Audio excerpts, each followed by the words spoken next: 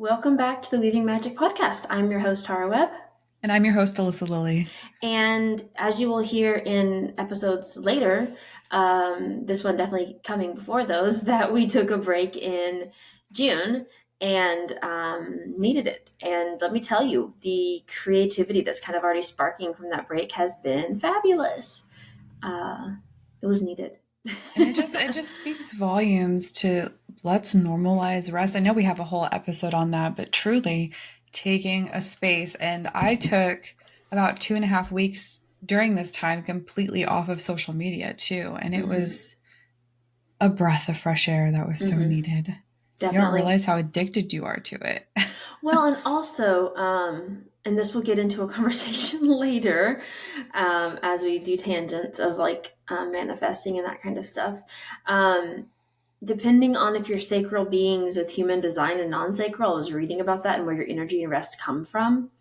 And it's actually, because I don't know if projectors have sacral energy or not. I'd have to go back and check. I don't think y'all do though.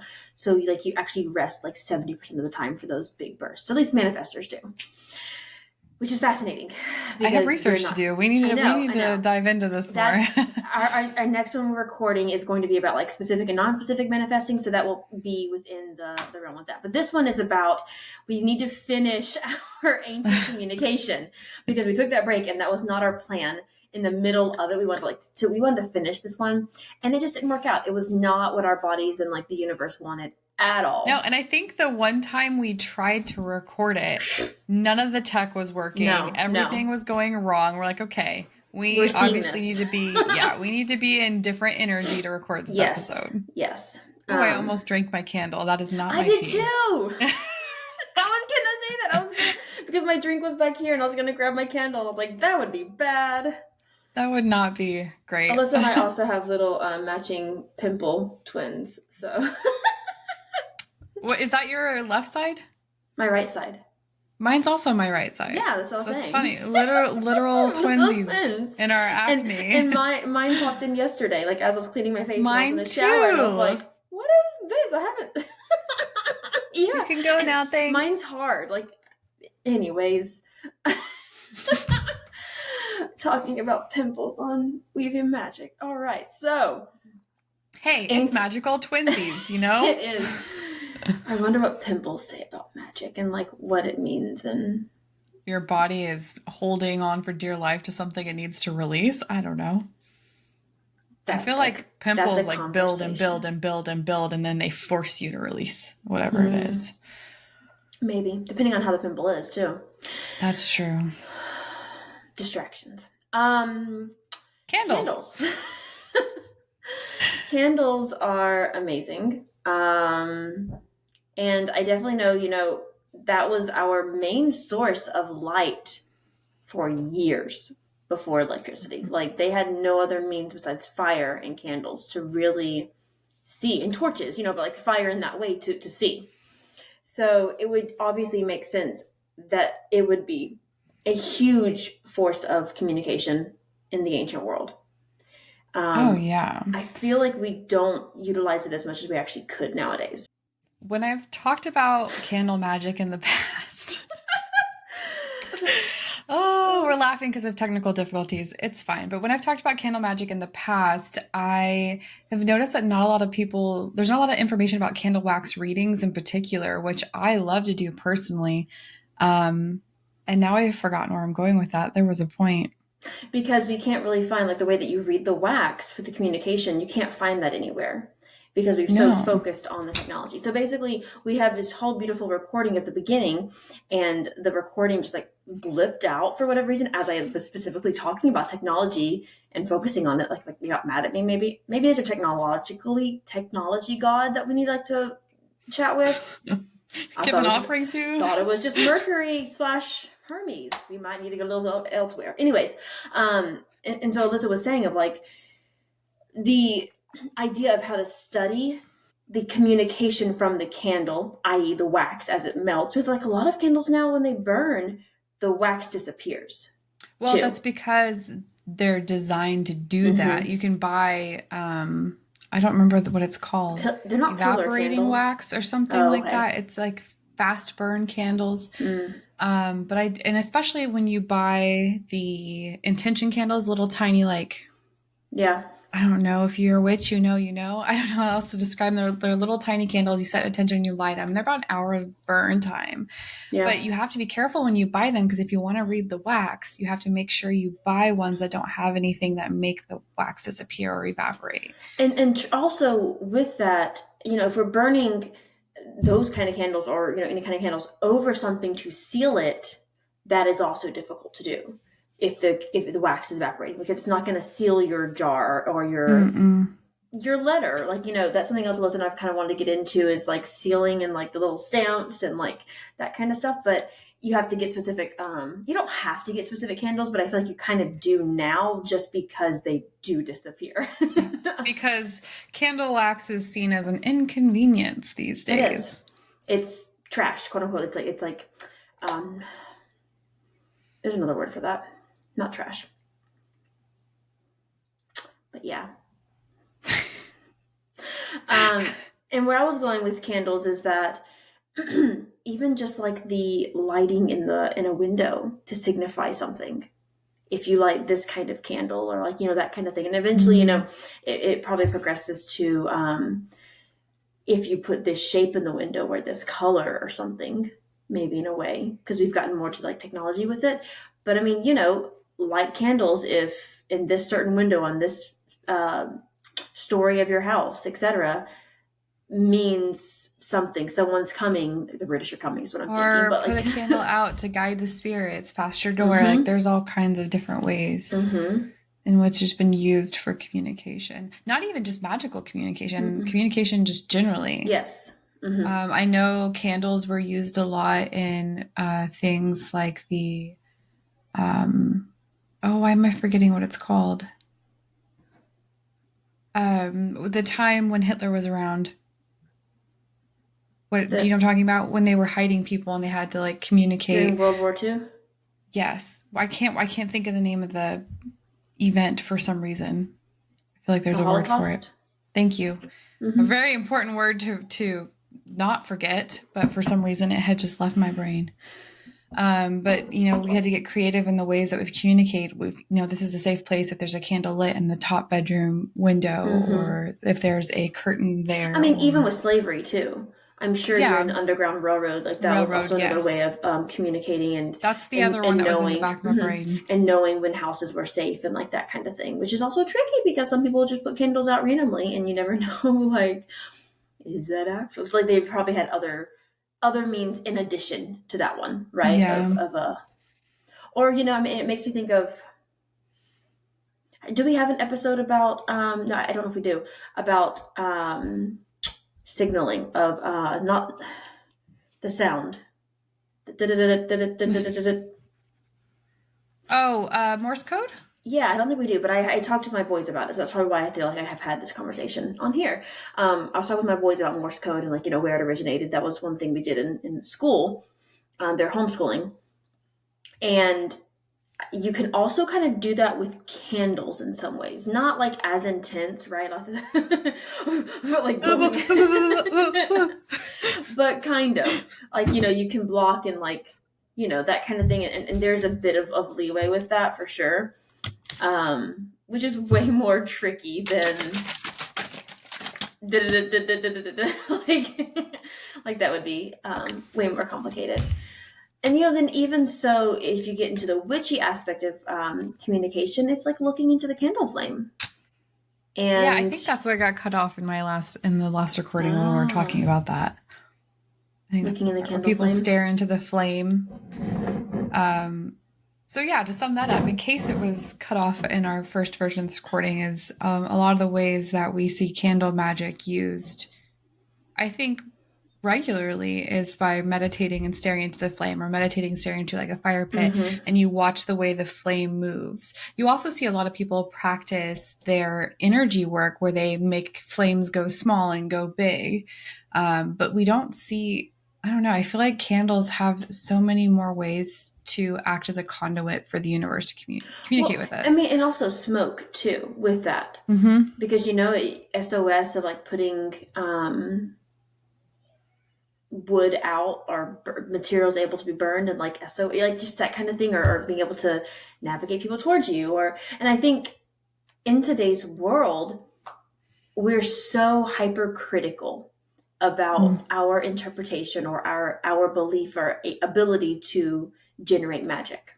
And by that I mean, if I try to use my hand and my mind to control the flame, control the smoke, is it really moving? Is it really doing this? This is so fake. Like, like that kind of thing, versus just messing with it and doing it. It's like the whole thing on things on TikTok, Instagram reels, where it's like, you're standing beside a tree and the branch, like there's no wind around. Oh yeah, and If it I'm touches communicating you. with you, touch my, oh, it didn't touch. Like, oh, it did touch. Like you're needing so much affirmation on it's real versus just doing it. I know, and it reminds me of when I was a kid and I used to pretend I could control nature, and I didn't think twice about it because I was able to one believe in myself, or Mm-hmm. maybe it's a little bit of a suspension of disbelief, I don't know which, but I truly believed that I could do that with candle flames and, nature and working with plants and making them grow. I thought I was a magical being, but like you said, when you get older, that magic happens. You're like, oh, there's no science to prove this, or this can't exist. And This we're isn't also happening. expecting massive magic with like what we're seeing in movies and shows and that kind of stuff too. At Which least is, kids are yeah. nowadays. Like the kids are losing their belief even quicker, you know. Oh, yeah. Um, because every time I talk with the boys about it, they're like, "Does magic really exist?" And I'm like, "Yes, it does." And they're like, so because my second son listened to a book by Rick Riordan, I think it's how you say his name, and it's Magnus something, but it's on the Norse gods. And so, like he does like a little play around the mythologies and that kind of thing. And with this, it's actually really fascinating. He's like, so he said something about runes, and I was like, yeah, I have my runes in my book. And he's like, runes are real? And I was like, yes, you know runes are real. Like we've talked about this. And he's like, yeah, but you can really like throw the letter H and it creates a horse. And I was like, Oh, no, no, but not that's quite. super cool. Like that Yeah. one's, I would actually think that's the coolest thing you could do is like take a rune and like chalk it and like it Just chuck goes. it. Like that'd be super cool to me. And what would happen if you Um, wrote runes on yourself in that instance? you could transform maybe. Mm. Yeah. But I was like, no, it's not real in that sense of like you seeing it so vividly. Yes. But it's still there. Or telling my third son, he's scared of the dark. Like, what you're scared of is not real in the sense of the like in his mind. Like, of course, Hmm. there's other things in life. Like the dark actually protects you. The dark keeps you safe. And what lights up the dark? Fire. Yeah. And you're fire. And like you have the ability to scare those demons away inside of your head with fire, or that you see in the shadows, like that kind of thing. Fire does. Um, and they kind of need a bit more of that play around it to remember. We do too, to remember that the play around it is actually the truth, not the its play, and the realness is like throwing the magic and whoosh, like that kind of thing. Um, the way to I just have play to it. say really quickly. Mm-hmm. You ready? You sound Mm-hmm. like Ashlyn. Do I? There's safety in the shadows. There is. I just, Well, and I it's had it's to say it. something, and it's probably because I was so scared of the darkness, the shadows, the night when I was younger. I was watching this little girl who was, I don't know, 5 or 6, maybe younger. And I was probably in high school, maybe middle school, maybe. No, probably maybe middle school. And I was still scared of the dark. Like being outside in the dark kind of thing, Not so much my bedroom, but being outside. And I was watching her, and my mom and her mom were walking around the loop around our house, which was like a fourth of a mile maybe. Um, and it was getting dark, and she was getting scared, and I didn't know how to handle it, had no idea, because I was like middle school, high school. And so we just decided to go out into the outside where it's darker versus inside and go chase after her, and go find them. And I think I also was just scared as it turning dark one time. I stood under the street light, I was like, okay, I'm good. I'm under a light. And I don't know who told me this, or if I just came to the realization that, if I'm under a light, someone can find me, which is good and bad. Yeah. It's good because someone Yeah. can find you, like the person you're like, help me.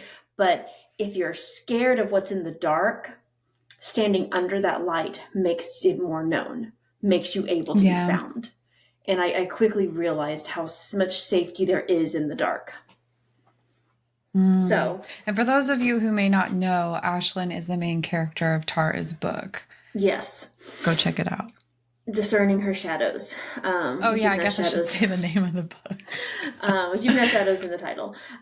Discerning her shadows, which the updated edition comes out December, and the sequel comes out January, and all of 2024 comes out the rest of the series.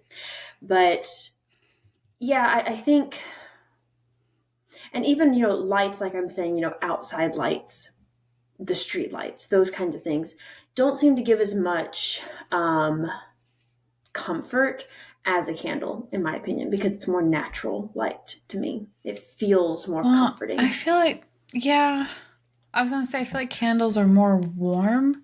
And even though light bulbs are hot, I feel like electricity is very cold and energetically. I just don't get the same type of warmth home Did you know feeling. light bulbs are actually supposed to last forever, but the way they've been created now is to intentionally go out so that the people can make more money on them?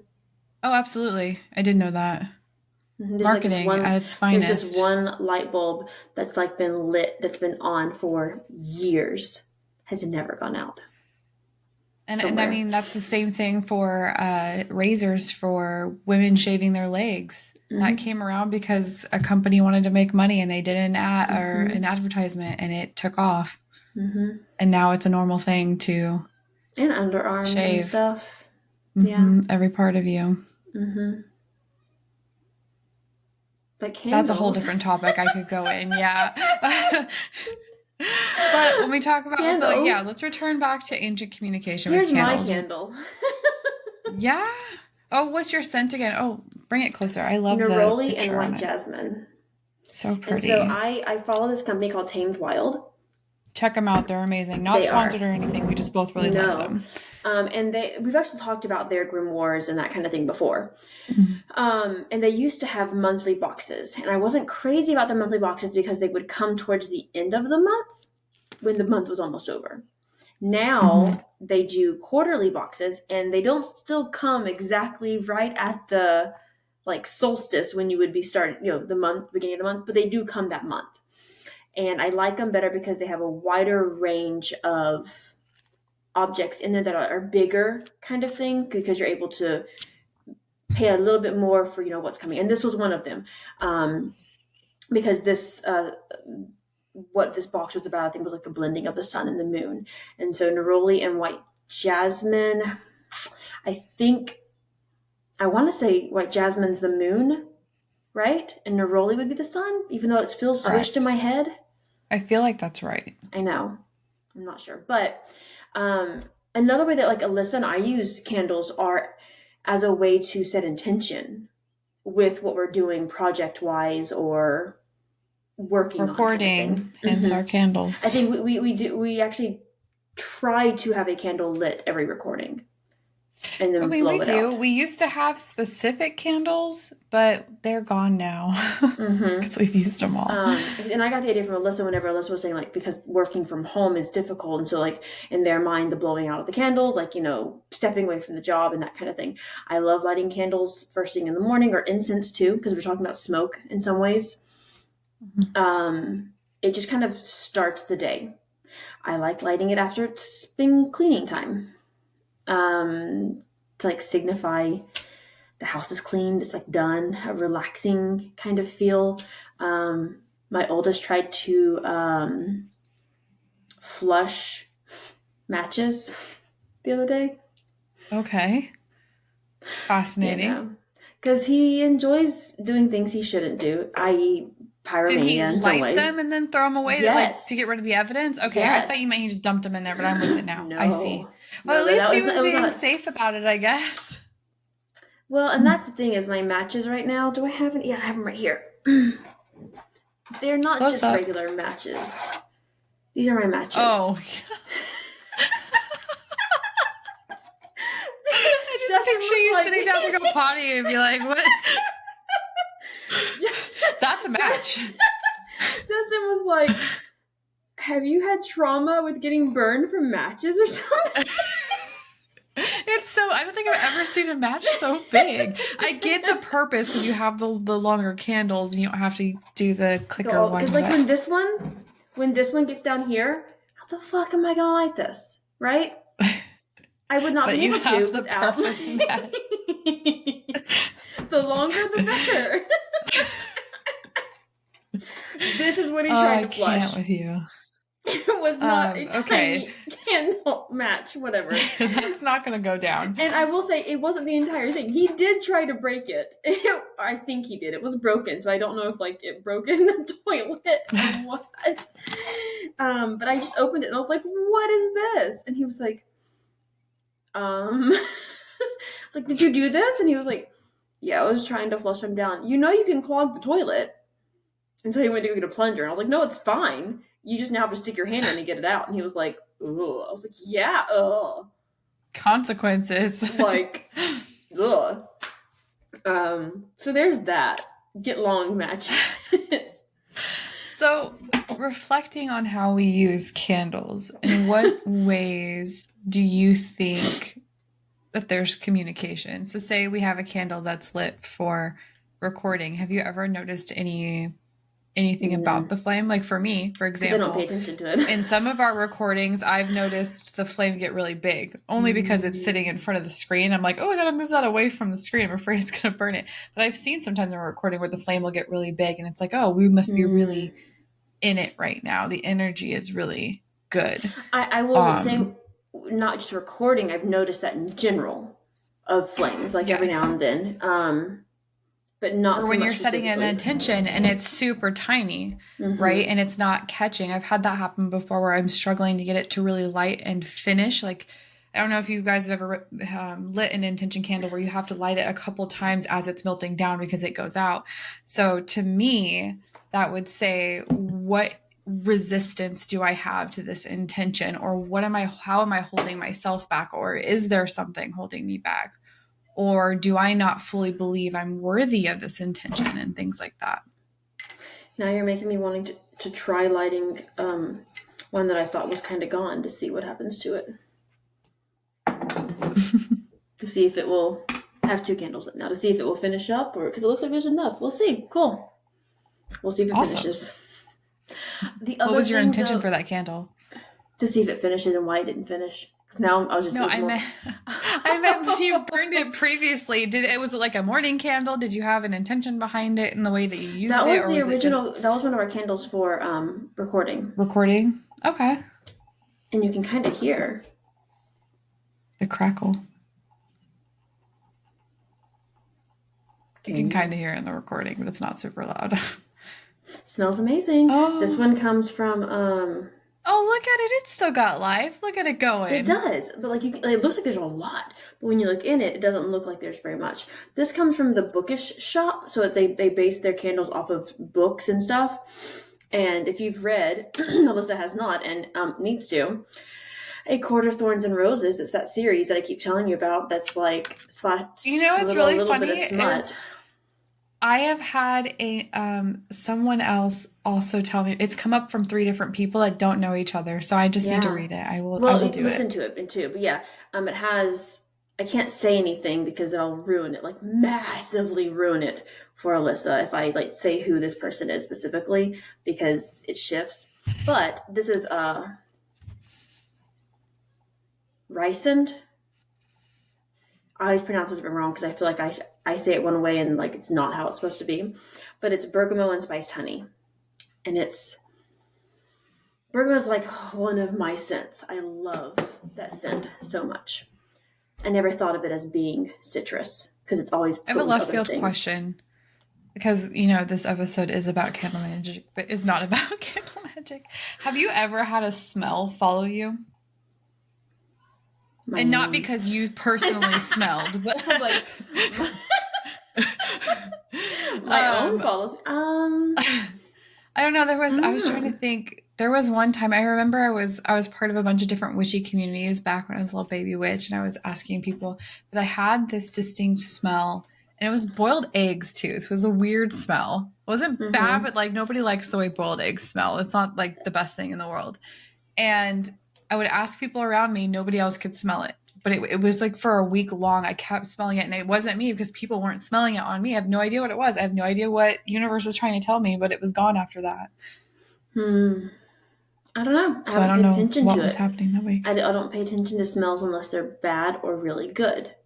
Like, oh, that smells Mm, off. What's going on? Kind of thing. Or, yeah. like that kind of like certain smells that just really. Um, what is your favorite scent though?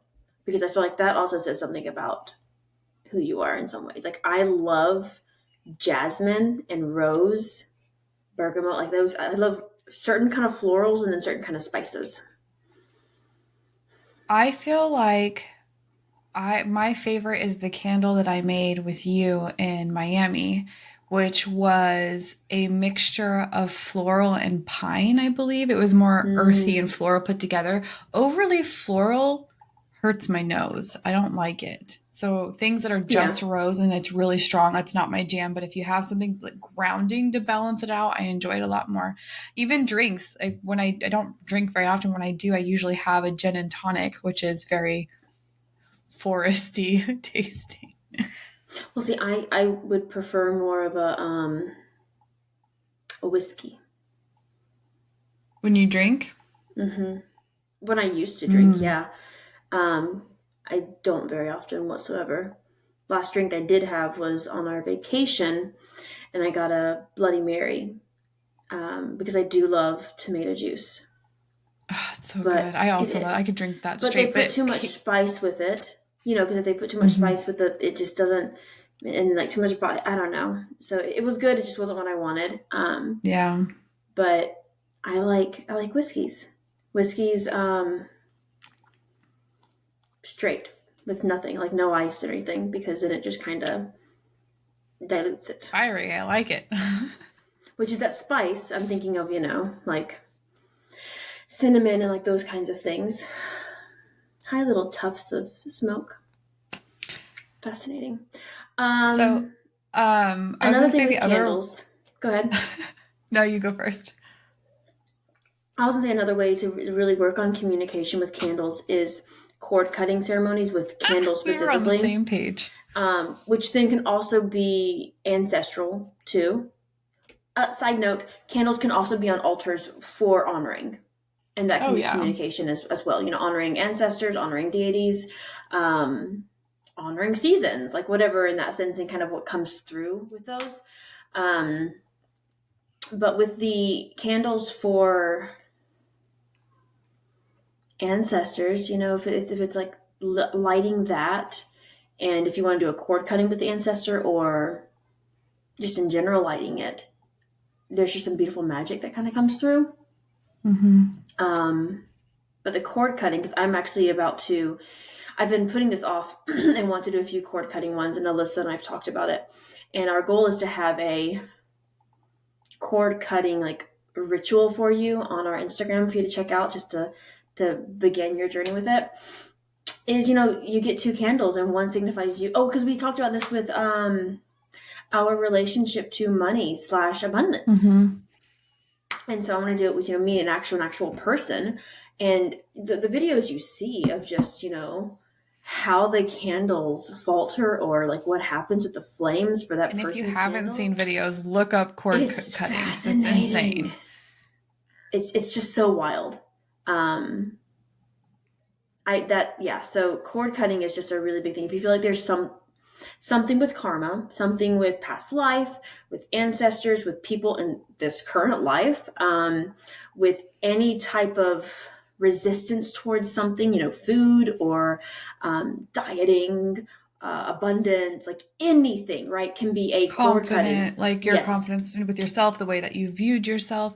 And even with people, it doesn't have to be for that person as a whole either. There's No. a part of your relationship, say I am no longer having a mother relationship with my mom, but instead we'll tell each other happy birthday and like stay cordially in each other's life. That's a Yeah. cord cutting. You're cutting off that piece. So you can get Like, creative with if it. there's, if there's someone in your life who is, we'll say a sibling or something, you can even do my perception of me and the sibling as a young daughter, not daughter, young sister, right? Of what Versus my I thought this relationship. relationship was Yes, supposed to my be. hopes and dreams, whatever, versus now. And also what I realized when I was talking with Alyssa about this is like also how that relationship continues. Because even if you cut the cord and cut contact, something can always be reconnected. Whether you're thinking about it, you get messages, like it can be reconnected in some way, right? So also if you do cord cutting, just realize that like if you cut the cord and they're still back in your life, you didn't fail. Like it's not like oh, I didn't do this right. No, it just means that something else was coming through. You probably ended a certain way, or maybe you did, hang on, and there needs to be multiple ways of releasing that. Mm-hmm. But I feel like candles, they're very soothing to me. It's a very relaxing sensation. Well, and I'm listening to us talk about this, and I think what I'm hearing that candles are is they're not so much a mode of communication as they are a way to communicate. For example, a phone, right? You talked about lighting the Mm-hmm. candle for your ancestors. That candle is acting as that telephone or that conduit to connect you to. Same thing with the cord cutting. You have one that is to connect to your energy, one is connect to the other person's energy, and the cord to release it. So it's almost as if candles are just that conduit. I can't think of another word for it. Our They're a spiritual reflection. telephone. They're a Hello? reflection of us Yeah. because they're our own energy inside. It's getting ready to storm outside. That's why I keep looking out the If you were a window. candle, what smell would you be since we're talking about smells? You said probably rose or jasmine, huh? Mm, I don't know. I don't know if I would be that smell. That's the smell I Ah, like. that's fair. I think when people look at me and interact with me, I'm very grounding. Same. So I'd probably be more of a grounding smell. Maybe with a bit more femininity, and it was like so maybe a rose smell, a floral um, with like dirt is what kind of what I think of, like that kind of thing. Um, but yeah, I don't know what smell I would exactly be. Something to ponder for later. I don't know where that question came from. Hmm. So our challenge for this episode, since we finally got it recorded, Yay! yes, is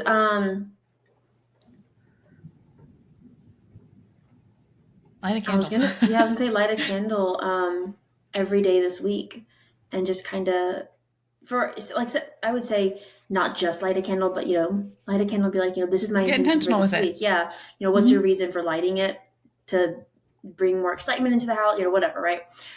Light a candle for the weekend and figure out what it means to you, and just be present with it. Don't have to stay on the flame. Just light it with gratitude. And like this is a beautiful moment, and welcome back to the Weaving Magick Podcast.